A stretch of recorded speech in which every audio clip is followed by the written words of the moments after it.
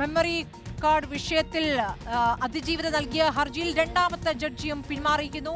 Justice കൗസർ എടപ്പകത്താണ് കേസിൽ നിന്ന് പിന്മാറിയത്. Memory card പരിശോധനയിലെ SIT അന്വേഷണ ആവശ്യം മുൻനിർത്തിക്കൊണ്ട് അതിജീവിത കോടതിയിലേക്ക് പോകുമ്പോഴാണ് ഹൈക്കോടതിയിൽ വീണ്ടും ജഡ്ജിയുടെ പിന്മാറ്റം ഉണ്ടാകുന്നത്. രണ്ടാമത്തെ ഹൈക്കോടതി ജഡ്ജിയും പിന്മാറുന്നു എന്നുള്ളതാണ്. ഹർജി മറ്റൊരു ബെഞ്ച് പരിഗണിക്കും. ശ്യാം ദേവരാജ് വിവരങ്ങളുമായി. ശ്യാം, ഇപ്പോൾ രണ്ടാമത്തെ ജഡ്ജി പിന്മാറുന്നു. ജഡ്ജി കൗസർ എടപ്പകത്താണ് ഇപ്പോൾ പിന്മാറിയിരിക്കുന്നത്. നേരത്തെ അതിജീവിതയുമായി ബന്ധപ്പെട്ട് അതിജീവിത നൽകിയ മറ്റൊരു ഹർജി പരിഗണിച്ചിരുന്ന കോടതി ജഡ്ജി എന്ന നിലയ്ക്കാണോ അദ്ദേഹത്തിന്റെ പിന്മാറ്റം?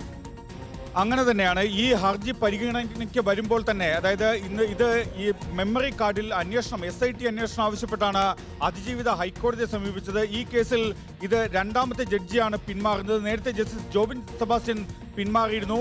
ഇപ്പോൾ ജസ്റ്റിസ് കൗസർ എടപ്പകത്തും, അതിനുശേഷം ഇന്നലെ പരിഗണനാ പട്ടിക വരുമ്പോൾ പുറത്തു വന്നത് ജസ്റ്റിസ് കൗസർ എടപ്പകത്ത് പരിഗണിക്കുമെന്നായിരുന്നു. പക്ഷേ ജസ്റ്റിസ് കൗസർ എടപ്പകത്തും ഈ ഹർജി പരിഗണിക്കുന്നതിൽ നിന്ന് പിന്മാറുകയാണ്. ഇന്ന് ഹർജി അല്പസമയം മുമ്പാണ് ഹൈക്കോടതിയുടെ പരിഗണനയ്ക്ക് വന്നത്.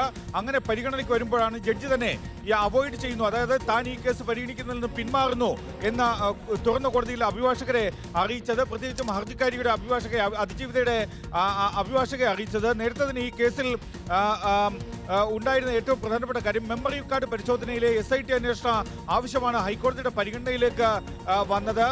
ഈ രണ്ടാമത്തെ ജഡ്ജിയും പിന്മാറിയതോടുകൂടി മറ്റൊരു സിംഗിൾ ബെഞ്ചായിരിക്കും പരിശോധിക്കുക. അതൊരു പക്ഷേ ഇന്ന് വൈകിട്ടോ അല്ലെങ്കിൽ നാളെയോ ആയിരിക്കും അതിൽ തീരുമാനമെടുക്കുക.